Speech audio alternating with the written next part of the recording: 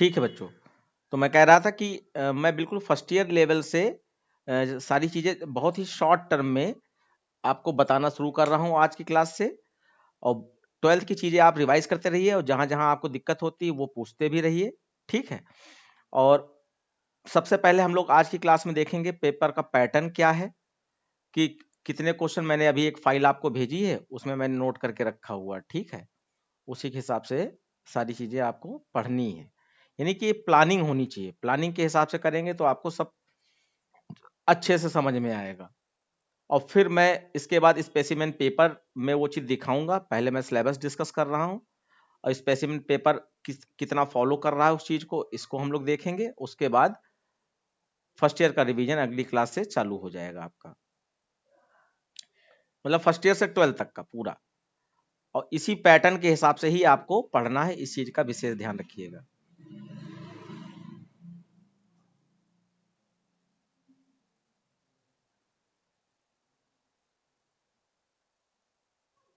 ठीक है, आपके सामने आ गया होगा।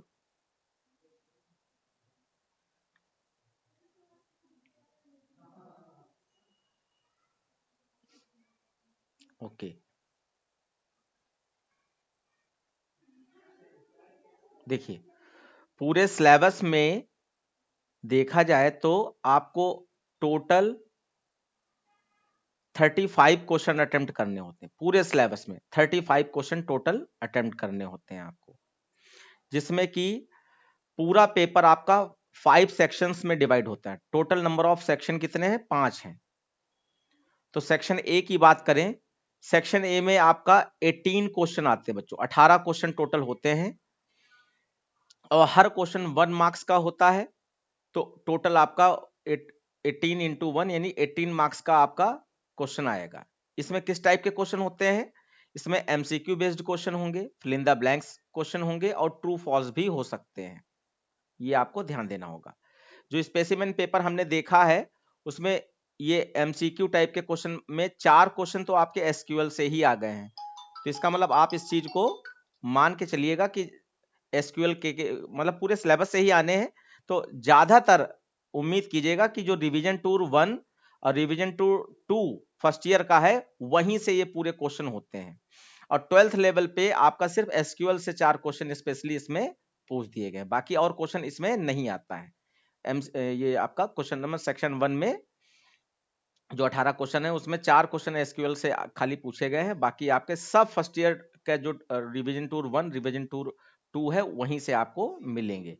इसलिए फर्स्ट ईयर पढ़ाना जरूरी है। और बाकी प्रोग्रामिंग, जैसे अथर्व आपने कहा कि प्रोग्रामिंग आपको नहीं समझ में आ रही, तो प्रोग्रामिंग तो देखा जाए तो फर्स्ट ईयर में ही, 12th में तो कोई प्रोग्रामिंग है ही नहीं फाइल हैंडलिंग के अलावा।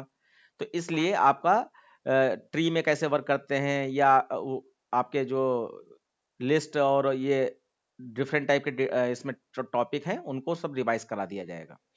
फिर सेक्शन बी में आपका 7 क्वेश्चन होते हैं टोटल।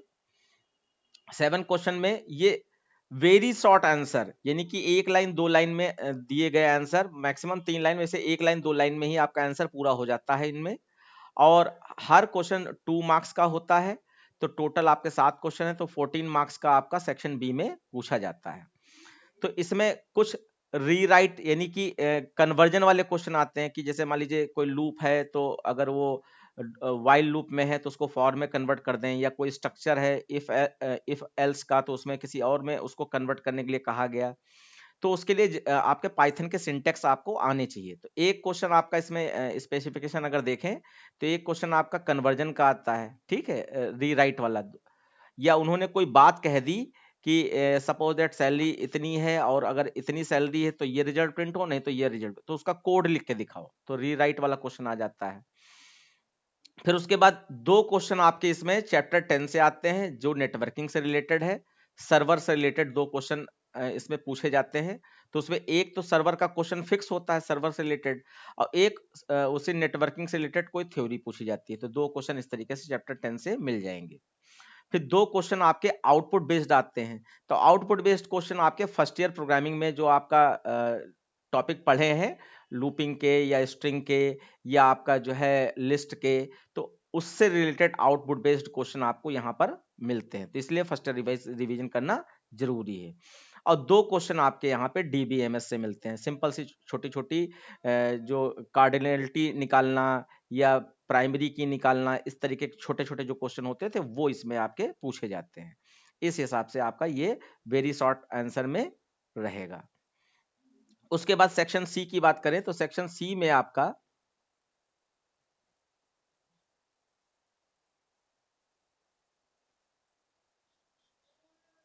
हाँ, सेक्शन सी में आपको दिखाई पड़ रहा होगा, इसमें आपके 5 क्वेश्चन टोटल होते हैं और हर क्वेश्चन 3 मार्क्स का होता है, तो यानी 15 नंबर के आपके टोटल क्वेश्चन इससे मिलेंगे, जिसमें 2 क्वेश्चन आपके एसक्यूएल से आते हैं जिसमें क्वेरी सिंपल सी पूछी गई होती है, और एक क्वेश्चन आपका जो है डेटा फाइल हैंडलिंग से आता है, और एक क्वेश्चन आपका लिस्ट से आता है, लिस्ट क्वेश्चन। और लिस्ट में लिस्ट हो सकता है या स्टैक क्यू को भी लिस्ट के थ्रू यूज किया जाता है, तो आप लिस्ट कहिए या स्टैक क्यूज कह लीजिए। तो स्टैक क्यू आपने पढ़ा है, उसी से आपका रिलेटेड इसमें क्वेश्चन मिलने वाला है, और ये आपका शॉर्ट आंसर्स क्वेश्चन इसमें कहे जाते हैं, यानी कि 2 से 3 लाइनों में आपको इनको एक्सप्लेन करना होता है। तो हम लोग अभी जब पेपर स्पेसिमेन देखेंगे तो उसमें जो जो क्वेश्चन पूछे गए उनसे रिलेटेड कितना कितना लिखना चाहिए वो आपको देखने को मिल जाएगा।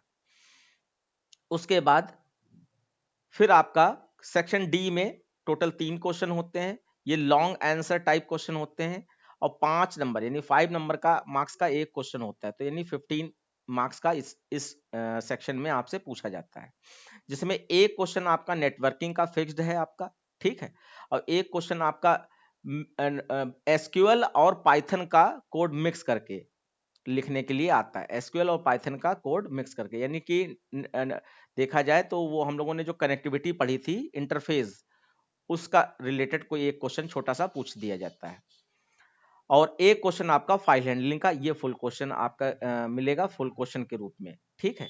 तो फुल क्वेश्चन का मतलब पूरा क्वेश्चन नहीं, फंक्शन के रूप में ही आपका ये पूछा जाता है जो भी क्वेश्चन होते हैं, तो ये आपका रहेगा सेक्शन डी में। उसके बाद लास्ट सेक्शन है आपका सेक्शन ई, जिसमें आपके सिर्फ 2 क्वेश्चन पूछे जाते हैं, सेक्शन ई में 2 क्वेश्चन पूछे जाते हैं, हर क्वेश्चन आपका 4 मार्क्स का होता है, तो यानी 8 क्वेश्चन 8 मार्क्स आपके इसके अंदर मिलेंगे, और इसमें 2 ही क्वेश्चन रहते हैं आपका, या तो फाइल एसक्यूएल से पूछ दिया जाता है एक क्वेश्चन, और एक क्वेश्चन फाइल हैंडलिंग। ये रियल में सेक्शन डी और सेक्शन सी ये बिल्कुल 12th के टॉपिक से रिलेटेड है, ठीक है। तो ये आपका ओवरऑल सिलेबस है। अब हम लोग इसके कंटिन्यू आगे करेंगे, मैंने यहाँ पे पेपर लोड कर लिया है, जो स्पेसिमेन पेपर आया है वहीं से हम लोग स्टार्ट करेंगे और ये सारी चीजें देखना चालू करेंगे।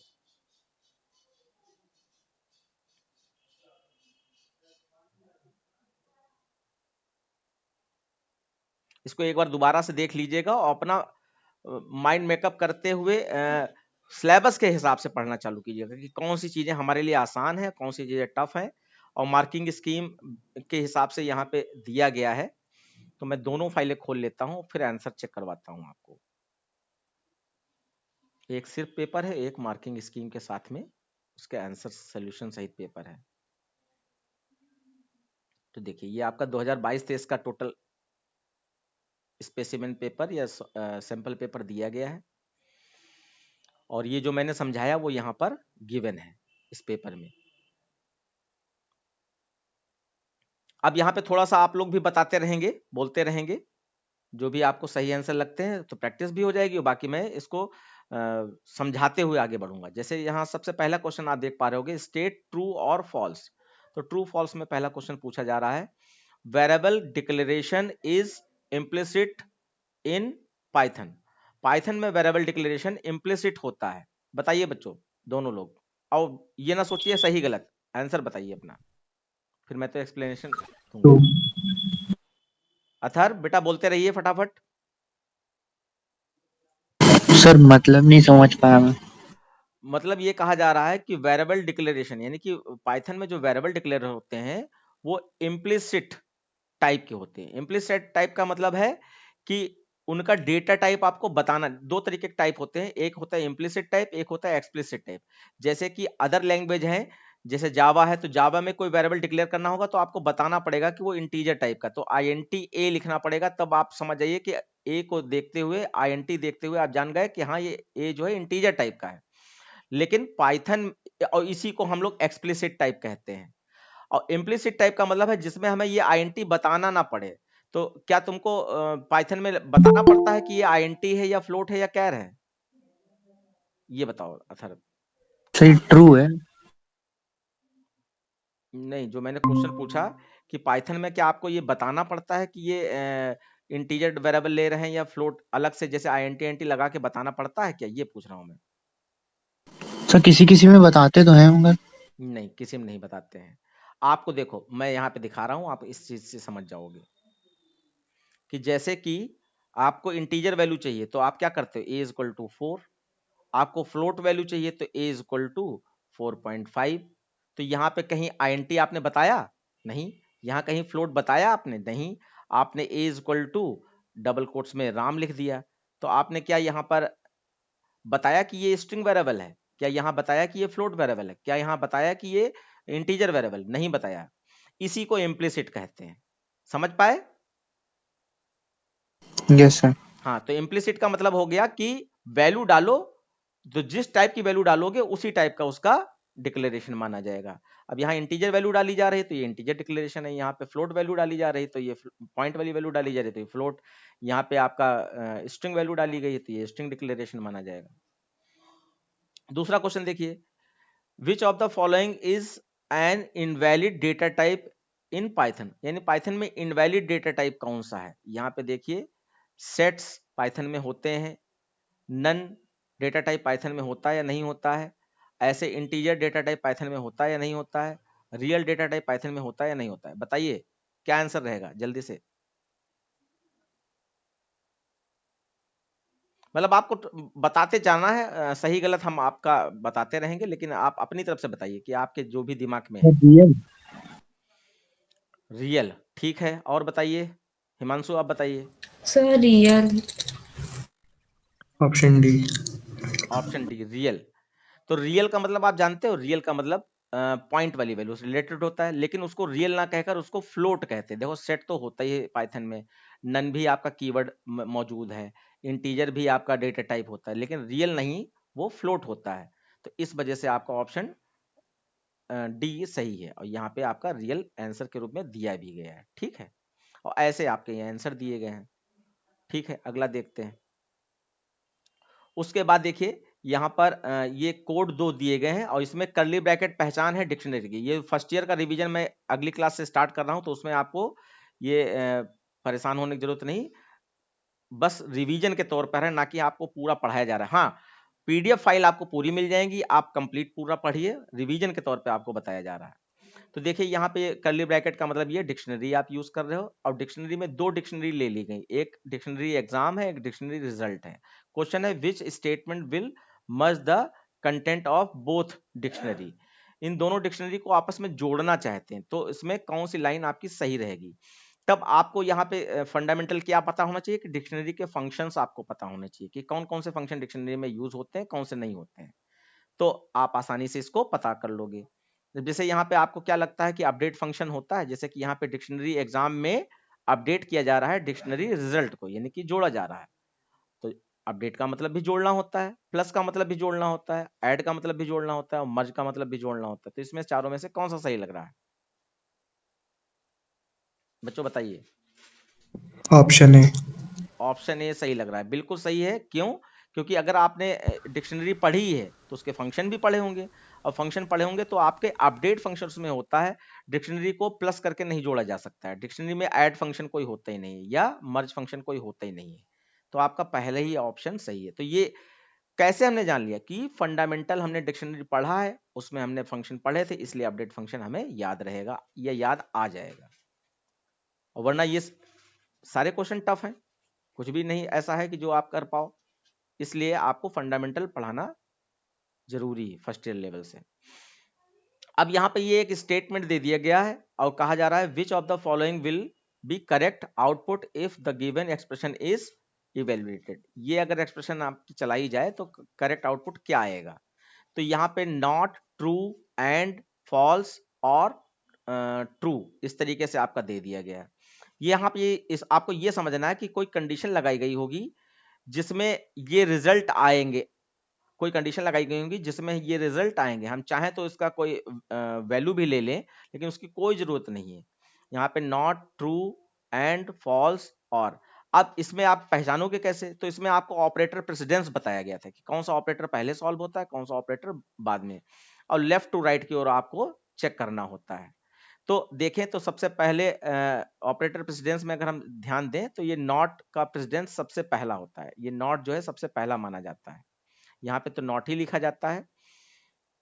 उसके बाद दूसरा ऑपरेटर क्या है? एंड, तो एंड का प्रेसिडेंस होता है। और तीसरा ऑपरेटर और का प्रेसिडेंस होता है। तो नॉट बड़ा माना जाता है, उसके बाद एंड सॉल्व होता है, उसके बाद और सॉल्व होता है। अब आपको इसमें रिजल्ट निकालना है, तो नॉट तो तब वर्क करेगा ना जब एंड और के हिसाब से रिजल्ट आएगा, क्योंकि नॉट का मतलब है अपोजिट कर देना, जो भी रिजल्ट है वो अपोजिट कर देना। तो जरा हम अगर यहीं पे सॉल्व करने की कोशिश करें तो यहां रिजल्ट आ रहा है ट्रू, और ट्रू से पहले बच्चों नॉट लगा है, तो ट्रू नॉट को क्या कर देगा? नॉट क्या कर देगा? फॉल्स कर देगा। फॉल्स कर देगा। तो यहाँ पे आ गया आपका फॉल्स। और फिर एंड का मतलब क्या होता है कि लेफ्ट राइट में जो भी कंडीशंस हैं दोनों अगर ट्रू हैं तो ये ट्रू रिजल्ट देगा, और दोनों अगर फॉल्स हैं तो ये फॉल्स रिजल्ट देगा। तो यहाँ पे तो इसने फॉल्स कर दिया। फिर एंड यहाँ पे क्या है? यहाँ पे भी ये फॉल्स है। और फिर जब ये एवेल्युएट होगा तो ये फॉल्स और ट्रू में दोनों में से कोई भी एक कंडीशन ट्रू हो जाए, तो पहले इसको मैच करने के लिए क्या मिलेगा? क्योंकि हम लोग लेफ्ट टू राइट की ओर चेक करते हैं ना, तो ये फॉल्स मिला और ये भी फॉल्स मिल गया, पहले इसको ये फॉल्स ही मिल गया। तो फॉल्स फॉल्स के हिसाब से एंड क्या करेगा? एंड ओवरऑल फॉल्स कर देगा, यानी इन दोनों का रिजल्ट क्या निकलेगा? फॉल्स निकल जाएगा दोनों का रिजल्ट। और इसी से आपका वो रिजल्ट डिटरमाइन कर देगा कि फॉल्स। लेकिन फिर उसके बाद यहाँ पर और दिया गया, और तो और में क्या लिखा है? ट्रू लिखा है। तो और का मतलब होता है दोनों में से कोई भी एक कंडीशन चल जाए तो आपका कंडीशन ट्रू मानी जाएगी। अब आप बताओ यहाँ पे फॉल्स और ट्रू में क्या मानेगा? ट्रू। ट्रू मान लेगा। तो ओवरऑल आपका रिजल्ट यहाँ पर क्या आ जाएगा? ट्रू आ जाएगा। तो ये आपका पहला वाला ऑप्शन यहाँ पर सही है। चेक भी करते रहिए। ये आंसर शीट आपकी दी गई है, ठीक है।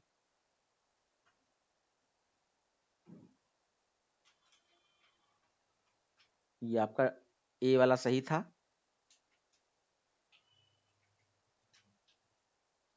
ये आपका ट्रू आ गया।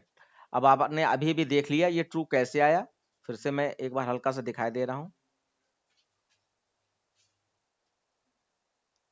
कि नॉट किसके साथ लगा है? ट्रू के साथ लगा है, तो ये इसको फॉल्स कर दे रहा है। और यहाँ पे भी फॉल्स है, तो फॉल्स फॉल्स आपका रिजल्ट फॉल्स दे देगा। बीच में एंड लगा है, क्योंकि एंड में दोनों ट्रू होनी चाहिए, दोनों फॉल्स हैं इसलिए फॉल्स दे देगा। और फिर और लगाकर यहाँ पे ट्रू लिखा है, और का मतलब होता है दोनों में से कोई भी एक ट्रू हो जाए। तो ये क्योंकि एक ट्रू है इसलिए आपका फाइनल रिजल्ट यहाँ पर ट्रू है। ठीक है, अब तो क्लियर हो गया होगा अथर? यस बोलते, सर। हाँ बोलते रहो बच्चा यार, ठीक है। फिर देखिए नेक्स्ट क्वेश्चन। हाँ, अब यहाँ पे नेक्स्ट क्वेश्चन में आप देख पा रहे हो कि एक कोई स्ट्रिंग वैल्यू ली गई है, स्ट्रिंग टाइप का कोई वैल्यू ले लिया गया है, और फिर यहाँ पे स्प्लिट फंक्शन यूज किया गया। स्प्लिट का मतलब होता है तोड़ देना एरे फॉर्म में। तो कहाँ से तोड़े? तो 2 से तोड़ दे। तो यहाँ पे देखो 0 1 2 3 4 5 6 7 8 9 इस तरीके से इसके इंडेक्स नंबर आप डाल सकते हो। ऐसे ये आगे की ओर बढ़ता चला जाएगा। अब यहाँ पे ये ये 2 एक कैरेक्टर वैल्यू दी गई है, इस 2 को ढूंढ के वो तोड़े। तो अब यहाँ पे आपको बी प्रिंट करा दिया गया, तो बी में यहाँ पर क्या आ जाएगा? और साथ में ये डॉट भी लिखे हैं, डॉट भी लिखे हैं, इसको भी ध्यान देना है। तो जल्दी से बताइए आपके हिसाब से क्या आंसर होना चाहिए? देखिए इसमें कहीं 2 दिखाई पड़ रहा है, ये ढूंढना है, वहीं से तोड़ेगा आपका। और यहाँ पे कंफ्यूजन करने के लिए यहाँ पर A3 भी दे दिया गया है।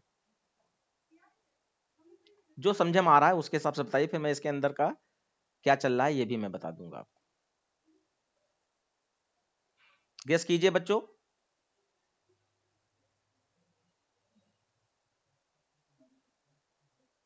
नहीं कर पा रहे हैं, चलिए कोई बात नहीं, नहीं कर पा रहे हैं तो फिर बताना जरूरी है। अब देखिए ये आपके इसके, हाँ मुझे ऑप्शन भी दिखाने चाहिए थे, ये आपके इसके ऑप्शन है। तो इनमें से आप देखो क्या आना चाहिए कि बी में खाली year dot zero dot all the best ये आना चाहिए, year zero dot all the best ये आना चाहिए, year dot 022 dot all the best आना चाहिए, year dot 0 dot all the best आना चाहिए। क्या आना चाहिए? अब एक बार थोड़ा सा दिमाग लगा के कंपेयर करके देखो। सर इसमें ऑप्शन ए और डी दोनों सेम है क्या?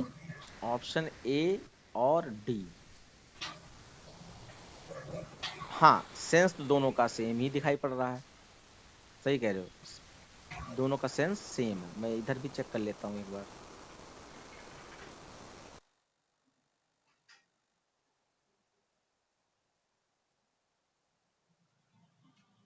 हाँ बस ये ऑल का ए बड़ा है, ये ऑल का ए छोटा है। तो हाँ इससे आप गेस लगा लो, क्योंकि आपके पास इनपुट तो मौजूद है ना, ऑल का ए बड़ा है ना, तो ये सेम नहीं यस है। सर। हाँ तो उसके हिसाब से आपको सोचना है। बताइए बेटा। Sir option A. ऑप्शन ए, ठीक। देखिए ऑप्शन ए ही आपका बिल्कुल सही गया है। अब यहाँ पे इसका स्प्लिट फंक्शन कैसे वर्क करता है तो स्ट्रिंग का टॉपिक पढ़ाया गया, उसमें सारे फंडामेंटल बताए गए, ठीक है। आप उसके फंक्शंस की ये वीडियो को एक बार जरूर देख लें, और वैसे भी देखना चाहिए क्योंकि स्ट्रिंग के फंक्शन तो आपको कहीं ना कहीं टकराएंगे ही टकराएंगे। इसमें स्प्लिट फंक्शन में ये कहा गया कि 2 से तोड़ो, 2 से। तो 2 आपका कहाँ है? 2 आपका यहाँ पर ये 2 है, ये 2 है, ये 2 है। तो इसने किस हिसाब से रिजल्ट दिया? जैसे ऑप्शन ए आपका सही है तो ये ईयर दिया इसने, तो ईयर का मतलब यहां से इसने तोड़ना चालू किया। एक मिनट बेटा, एक मिनट। हाँ तो इसका आंसर क्या डिस्कस हुआ हम लोगों का कि स्प्लिट फंक्शन किस तरीके से यहाँ पे वर्क कर रहा है कि जहां जहां आपका 2 अवेलेबल था, क्योंकि इसमें 2 स्पेसिफाई किया गया, तो 2 के हिसाब से ये वाला 2 कैंसिल किया इसने, ये वाला 2 कैंसिल किया, ये वाला 2 कैंसिल किया, तो आपके पार्ट कितने बने? 1 2 और 3, 3 पार्ट बने। तो 3 पार्ट के हिसाब से ये रिजल्ट यहाँ पे आ गया, और आपका बीच में जब इसको प्लस करवाया गया तो प्लस का मतलब यहाँ पे ये जो डॉट डबल कोट्स में है वो भी आ जाएगा, और ये जोड़कर आपका बी में स्टोर हो गया। उस हिसाब से आपका आंसर ए सही है, ठीक। अगला क्वेश्चन देखिए।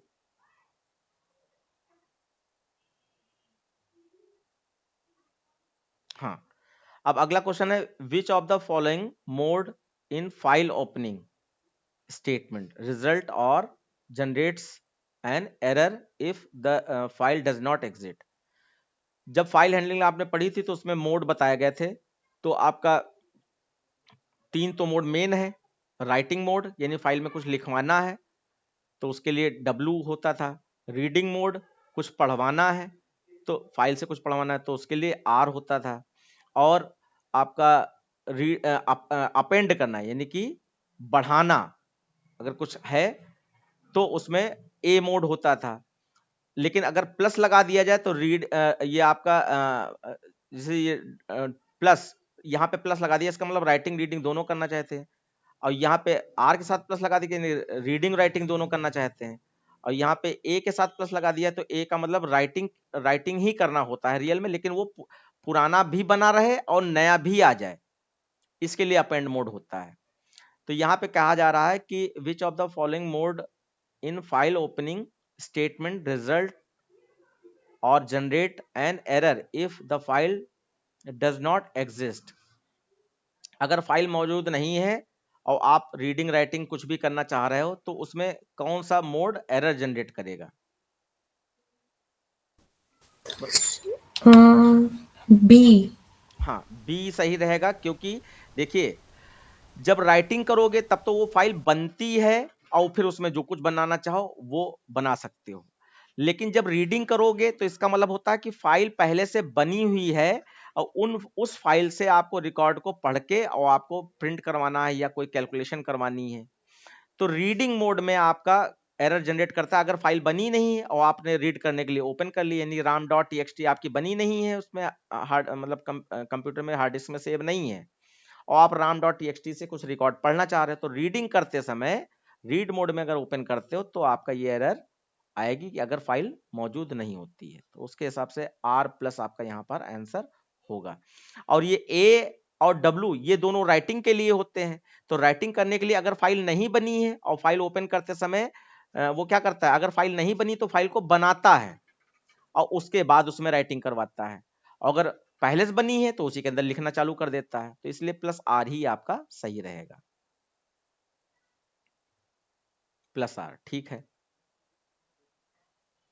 उसके बाद देखिए फिल इन द ब्लैंक्स पूछ दिया गया, तो जैसा सिलेबस में हमने आज की क्लास स्टार्ट करते समय पढ़ाया वही सब है कि या तो ट्रू फॉल्स होंगे, या तो फिल इन द ब्लैंक्स होंगे, या तो MCQ क्वेश्चन होंगे। तो यहाँ पे command is use to remove primary key from the table, SQL table. तो SQL टेबल से प्राइमरी की को हटाने के लिए आपका अपडेट कमांड होता है, रिमूव कमांड होता है, अल्टर कमांड होता है, ड्रॉप कमांड होता है। तो ये बेसिक कमांड सारे आपको बताए गए, तो यानी कि फंडामेंटल आपको याद ही रखना पड़ेगा।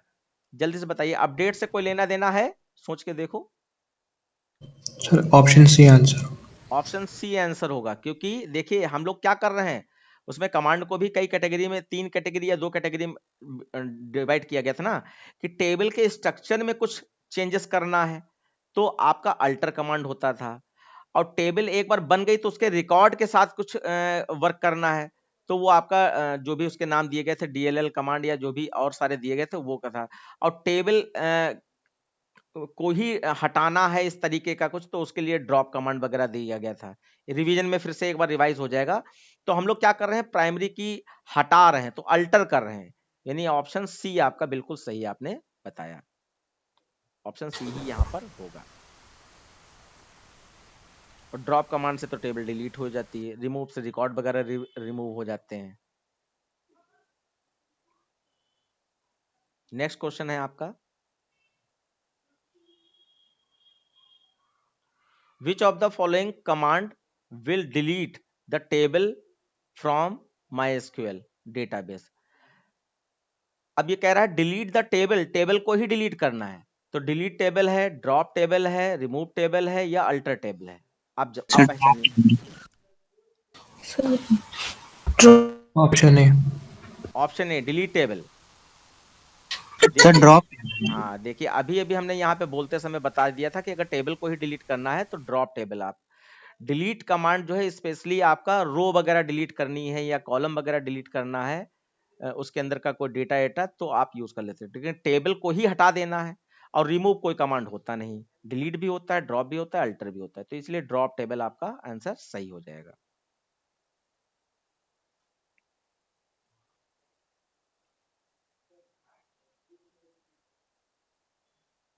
ओके, ये 3 तो दिए गए हैं, अभी और भी हम लोग देख ले रहे हैं।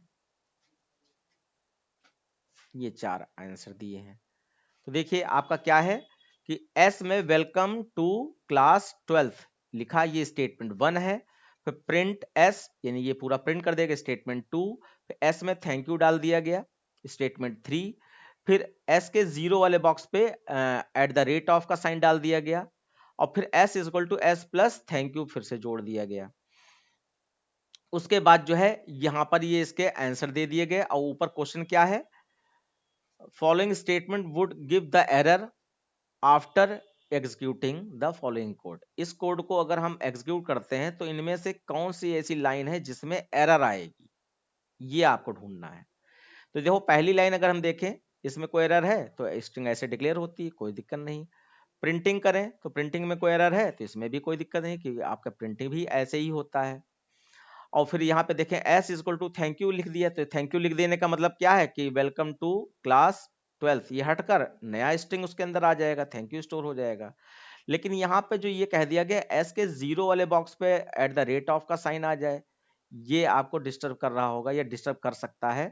और यहाँ पे 4th वाली लाइन में देखें, 5th वाली लाइन में कि एस में थैंक यू ऐड कर दे, तो एस में अगर आपका जो भी इससे पहले, चाहे लास्ट में जैसे थैंक यू ही है, और इसमें या आप कह दीजिए कि अगर ये बीच वाली लाइन ना होती थैंक यू वाली, तो लास्ट टाइम क्या था, वेलकम टू क्लास 12th होता, तो उसमें क्या ये थैंक यू ऐड हो जाए, तो ऐड करने में कॉन्कैट करने में कोई दिक्कत तो नहीं होनी चाहिए, तो इसमें भी कोई एरर नहीं आनी चाहिए। तो यानी कि आपका एस ऑफ 0 इक्वल टू @ का साइन जो है, यही वाली एरर होनी चाहिए। तो आपका क्या है, स्टेटमेंट 4 में आपकी एरर होनी चाहिए। अब देखिए इसका आंसर क्या है। हाँ ठीक है, बिल्कुल सही है, स्टेटमेंट 4 में एरर होनी चाहिए।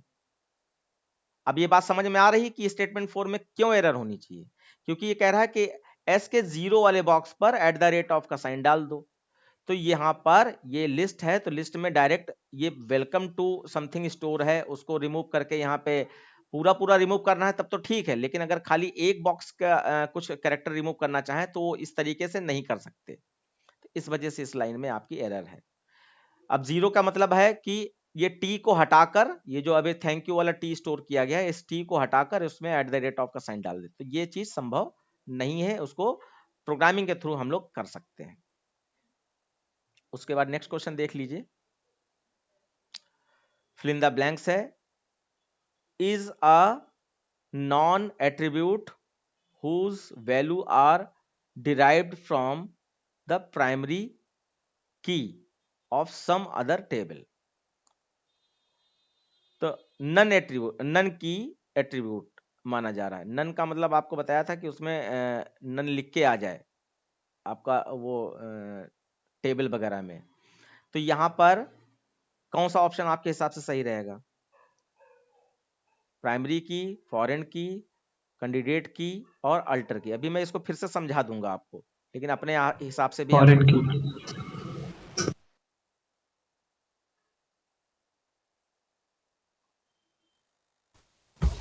बताइए बच्चों। Sir B.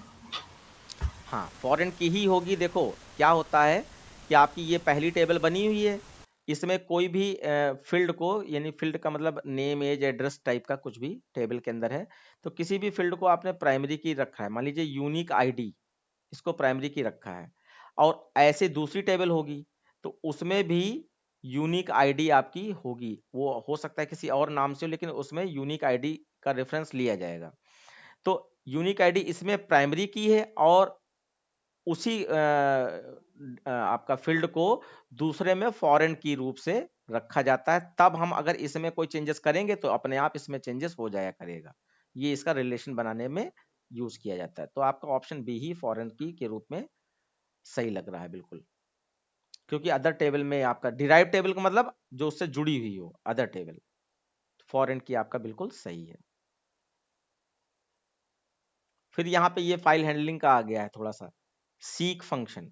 ये पर्टिकुलर किसी फाइल के अंदर जो डेटा स्टोर है, तो किसी पर्टिकुलर इंडेक्स नंबर पे पहुंचने के लिए यूज किया जाता है। तो अब ये फाइल हैंडलिंग में सिंटेक्स तभी आप कर पाओगे जब ये आपने फाइल हैंडलिंग में मतलब वर्किंग की है और सिंटेक्स आपने देख रखे हैं, तभी आप कर पाओगे। वैसे अभी अंदाजा मारना चाहो तो क्या मारना चाहोगे? करेक्ट सिंटेक्स सीक का पूछा है। फाइल का ऑब्जेक्ट पहले होना चाहिए, फिर डॉट सीक होना चाहिए, और उसके बाद ऑफसेट जो उसके अंदर की इंडेक्स नंबर वगैरह देने हैं, या खाली सीक लिखें और उसके बाद ऑफसेट दे दें, या सीक लिखें ऑफसेट और फिर फाइल ऑब्जेक्ट बनाएं, या सीक डॉट फाइल। ऑप्शन 4 होगा शायद। हिमांशु आप बताइए, सीक फंक्शन के अगर देखा हो तो। सर ए या बी में से कोई है। सौम्य आपके हिसाब से? वैसे ये ए या डी। ठीक, देखिए ए है आपका, ये फुल सिंटेक्स है आपका। यहाँ पे फाइल का ऑब्जेक्ट, यानी कि जो भी फाइल का अंदर वर्क करते हैं तो उसके ऑब्जेक्ट के साथ में ही वर्क कर सकते हैं। तो फाइल के ऑब्जेक्ट का नाम पहले होना चाहिए, फिर डॉट सीक फंक्शन होना चाहिए, फिर ऑफसेट लिखकर, और उसके अंदर आपको इंडेक्स नंबर वगैरह की किस इंडेक्स नंबर पे कर्सर को पहुंचाना है। तो आपका ऑप्शन ए सही है। ठीक, इसके बाद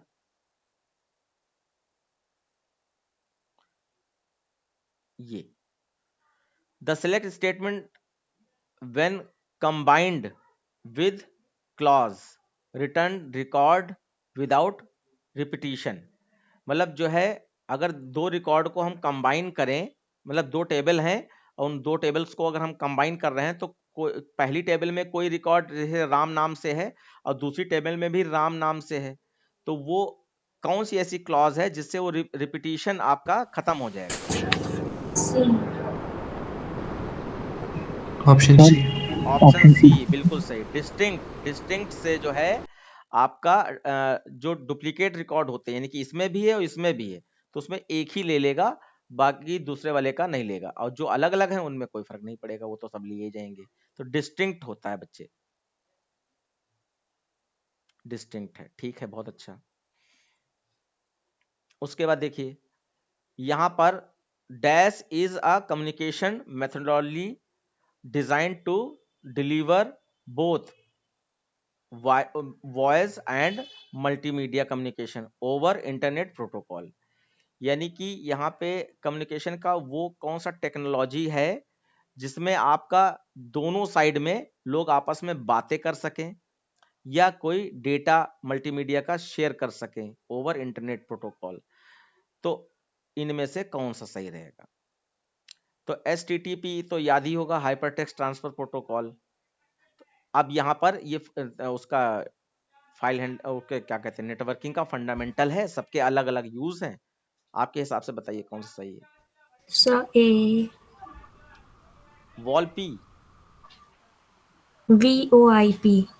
हाँ VOIP, ठीक। अच्छा, वॉइस IP, ओके। सबका अलग अलग काम होता है, बताइए और बच्चे बताएं जल्दी से।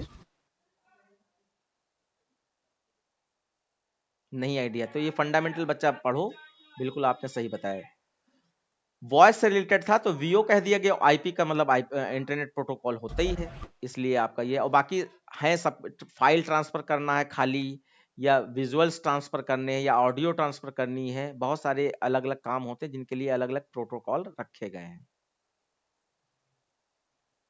देखिए अब ये सिंपल कैलकुलेशन है, तो ये आपको आपके सामने मैं करके दिखाई दे रहा हूं। जैसे ये आपका 15 है डिवाइडेड बाई 4 प्लस ब्रैकेट में 8 प्लस 3.0, ठीक है, ये है। तो सबसे पहले हमें क्या करना होता है, ब्रैकेट सॉल्व करना होता है। तो अगर ब्रैकेट के अंदर ब्रैकेट है तो अंदर वाले ब्रैकेट को पहले सॉल्व करेंगे। तो 8 और 3 आप ऐड करेंगे, आउटपुट थर ध्यान से सुनिएगा, 8 प्लस 3 करेंगे कितना आ जाएगा, 11.0, 8 9 10 11, ठीक है। और उसके बाद आपका ये 15 है और डिवाइडेड बाई 4 प्लस। अब डिवाइड और प्लस में से कौन सा सॉल्व होगा, ऑपरेटर प्रेसिडेंट, डिवाइड और प्लस में से कौन सॉल्व होगा, प्लस सॉल्व हो जाएगा, डिवाइड सॉल्व हो जाएगा। तो 4 से डिवाइड कीजिए, तो 4 4 जा जाएगा ना, तो 4 4 जा जाएगा, और ये 4 2 जा, इस तरीके से कुछ ये आ जाएगा 4.2 टाइप का, प्लस 11.0। अब इसको ऐड कर दीजिए, तो आपका ये कितना हो गया, 15.2 समथिंग। अगर मैं एग्जैक्ट कैलकुलेशन करूँ तो वो भी आ जाएगा, लेकिन आइडिया एक मिल जाएगा आपको। तो यहाँ पे पॉइंट में तो रिजल्ट आएगा ही। तो आपको कौन सा सही लग रहा है? सर 15.0 डिवाइड बाय 4 वाले में 3.2 होगा। 4 3 का 2। अच्छा अच्छा अच्छा, 3 पॉइंट होगा। Yes yes sir. 3 पॉइंट कितना आएगा?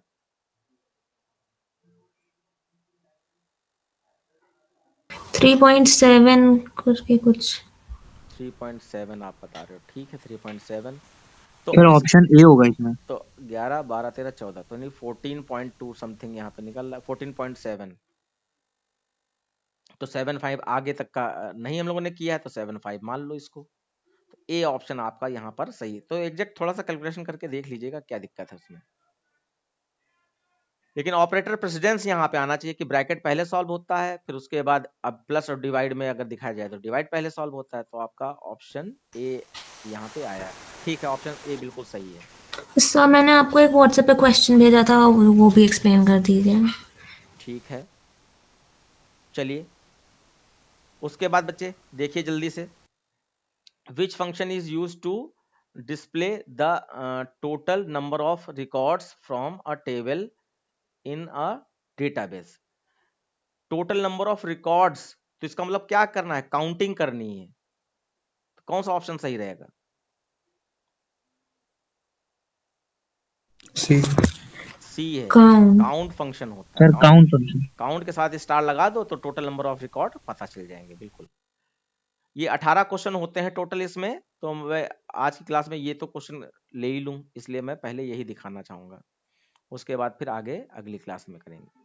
अब देखिए बच्चों, to establish a connection between Python and SQL, connect is used, ठीक है। Which of the following argument may not necessary be given while calling connect. जब फंक्शन कनेक्ट कॉल किया जाएगा तो इनमें से इतनी ही चीजें होती हैं, यानी कि एसक्यूएल और पाइथन को कनेक्ट करते समय हम लोगों ने इंटरफेस में पढ़ा था, तो इसमें कौन से ऑप्शनल है इसमें से, जरा देख के बताइए। पासवर्ड। सही कह रहे हो वैसे, पास जो होस्ट देना कंपलसरी है, डेटाबेस नहीं, डेटाबेस का नाम बताना ऑप्शनल था, यूजर और पासवर्ड तो देना कंपलसरी था, अगर ध्यान से पढ़ा हो। Okay sir. डेटाबेस नाम बाद में भी दिया जा सकता है, लेकिन यूजर नेम और पासवर्ड आपको पहले से पता होना चाहिए, ठीक। डेटाबेस नाम ही है जो बाद में दिया जा सकता है, किस डेटाबेस से ऐड कर रहे हो, पहले कनेक्शन इस्टेब्लिश हो जाए पाइथन और डेटाबेस का, उसके बाद डेटाबेस का नाम आप दे सकते हैं। उसके बाद देखिए, अब आप लास्ट में पहुंच रहे हैं लगभग। देखिए यहाँ पे कहा गया, ये थोड़ा मिसिंग जाना क्या लग रहा है, and 18 R assertion and reasoning based question. अच्छा, यहाँ पे 17 और 18 कहा गया, assertion और रीजनिंग बेस्ड क्वेश्चन है, तो mark the correct choice as. अब यहाँ पे पहला कहा गया A and R true and R is a correct, इसमें नीचे कुछ और बचा होगा क्या? हाँ, नीचे देखिए, इसके हिसाब से आपको बताना है। अरे ये तो आंसर ही आ गया। चलिए, इस टाइप के भी क्वेश्चन की आपकी प्रैक्टिस होनी चाहिए। ये डेटा दिया गया है और ये क्वेश्चन है 17 वाला, तो इसमें असर्शन और रीजनिंग दोनों पार्ट दिए हैं, ए और आर दिया है, उसके हिसाब से आपको ए बी सी डी में से कौन सा आंसर सही रहेगा। तो कहा गया, if the argument in the function call statement match the number and order of argument as defined in the function definition, such argument are called positional argument। इसका मतलब ये फंक्शन की बात हो रही है, फंक्शन में जैसे मान लीजिए आपने फन नाम का फंक्शन लिया है और इसमें आपने x और y यहाँ पे दो आर्गुमेंट ले रखे हैं, उसके बाद ये जब फंक्शन कॉल करोगे, ये ऐसे आपने फंक्शन कॉल किया तो इसमें दो वैल्यू आपको भेजनी पड़ेगी, आपकी मर्जी, इसमें इंट रखना चाहते हैं या फ्लोट रखना चाहते हैं, तो ये आपने ऐसे यहाँ पर वैल्यू भेज दी, ठीक है। तो 7x में चला जाएगा और 2.5 y में चला गया। तो ये पूछ रहे हैं कि इस तरीके से वैल्यू भेजना क्या पोजिशनल आर्गुमेंट कहा जाता है इनको, सच आर्गुमेंट को, यानी ये जो आर्गुमेंट है ये पोजिशनल आर्गुमेंट कहे जाते हैं। तो वहां पे जब फंक्शन पढ़ाया गया था तो उसमें कितने तरीके का आर्गुमेंट होते हैं सब बताया गया था। यहाँ पे फिक्स वैल्यू भी हो सकती है, जैसे हम 5 को y को यहाँ पर 5 लिख दें या 5.5 लिख दें, तो अगर ये वैल्यू यहाँ से भेज रहे हो तब तो यहाँ पर 5 पॉइंट रिप्लेस हो जाएगा और ये 2.5 इसमें स्टोर हो जाएगा। अगर चाहें तो ये वैल्यू हटा दें, सिर्फ इतना ही हम भेज दें, तो y की वैल्यू 5.5 ही रहेगी। इस तरीके की बहुत सारी चीजें टेक्निकल उसमें बताई गई थी, तो आप उसको रिवाइज जरूर कर लीजिएगा। तो ये पहला ए का मतलब है। और रीजनिंग में क्या कहा गया कि during a function call the argument list first contain default value, default argument followed by the positional argument. तो यहां पर ये बात थोड़ी सी गलत लग रही है कि जरूरी नहीं कि पहला आर्गुमेंट डिफॉल्ट आर्गुमेंट, इसको डिफॉल्ट आर्गुमेंट कह रहे हैं, जैसे हम y इक्वल टू 5.5 लिखा है, ये डिफॉल्ट आर्गुमेंट है कि अगर नीचे से कोई आर्गुमेंट नहीं भेजते हो वैल्यू इसके लिए तो ये 5.5 ही ले लेगा। तो ये बात थोड़ी सी अलग लग रही है, यानी गलत है, और पहली वाली बात आपकी सही है। तो ए और आर के हिसाब से रिलेशन देखिए कौन सी किस में फिट बैठेगा, मैंने मीनिंग तो बताई आपको। ए वाली बात सही लग रही है, दूसरी रीजनिंग वाली आर वाली बात गलत लग रही है। किसको लेंगे बच्चों, जल्दी से बताइए। अरे आप यही कह सकते हैं सी वाला, A is true but R is false, और या तो दोनों ट्रू हैं। क्या कहना चाहेंगे? यानी पूरा कोर्स से क्वेश्चन आता है, कोई भी चीज आप इग्नोर नहीं कर सकते, इसीलिए हम मैक्सिमम रिवाइज कराना चाहते हैं। देखिए सी वाला ही हो गया सही, ए इज ट्रू है but R is false, R false है। तो ये पोजिशनल आर्गुमेंट वाली बात सही थी, और ये नीचे वाली बात कि पहला आर्गुमेंट डिफॉल्ट आर्गुमेंट होना चाहिए, ये जरूरी नहीं है। ठीक है, लास्ट क्वेश्चन देख लीजिए यहां पर कि ए का मतलब बताया गया CSV यानी comma separated value is a file format for data storage which looks like a text file, ये कहा गया। और दूसरा है कि the information is organized with one record on each line and each field is separated by comma। तो देखो यहाँ पे CSV फाइल की अगर बात करें तो CSV फाइल का मतलब था कि डेटा को ऑर्गेनाइज वे में टेबल फॉर्म में एक तरीके से स्टोर किया जाए, टेबल फॉर्म में स्टोर किया जाए। तो यहाँ पे जो आर वाली बात है ये तो सही लग रही है बिल्कुल, कि the information is organized with one record on each line and each field is separated by comma, तो ये वाली बात आपकी सही लग रही है। और पहली वाली बात जो है था कि CSV यानी फाइल जो होती है format the data storage just like a text file. तो CSV फाइल और टेक्स्ट फाइल अगर एक जैसे ही काम करती तो फिर टेक्स्ट फाइल ही यूज कर लेते, CSV फाइल की यूज करने की जरूरत ही क्या थी। तो इसका मतलब ये वाली बात सही नहीं है। अब आप ऊपर के हिसाब से ये चार ऑप्शन दिए हैं, इनमें से कौन सा सही है आप देखिए। तो जैसे पहला कह रहा है कि ए और आर दोनों ट्रू है and R is correct explanation of A, तो ये बात सर ए ही होगा। हाँ ए ही होगा, क्योंकि वो जो नीचे वाली बात बताई गई है कि कॉमा से सेपरेटेड होता है, और दूसरा यहाँ पर बस ये वाली बात थोड़ी सी खराब लग रही है कि टेक्स्ट फाइल जैसा ही ये माना जाता है। चलिए कोई बात नहीं, हम लोगों ने आंसर देख भी लिया था इसलिए हम लोग वही मान के चलेंगे। यहाँ पे कहा गया कि बोथ ए और आर ये ट्रू है और R is correct explanation of ए।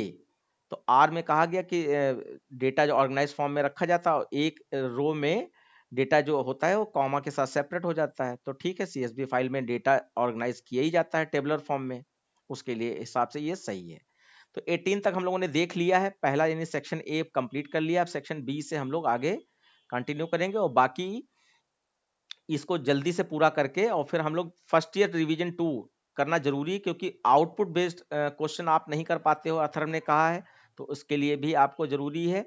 और MCQ क्वेश्चन ये सारे आपके जो सेक्शन ए आपने पढ़ा है ये सब फर्स्ट ईयर लेवल से ही ज्यादातर आता है।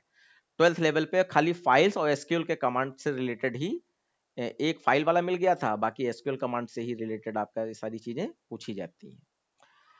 और बच्चा गैपिंग ना करो दिमाग में, हमसे कम्युनिकेट करते रहना बहुत जरूरी है, यानी बोलते रहो, जो भी पूछना है बताते रहो, और हमने क्या पढ़ लिया ये भी बताते रहो।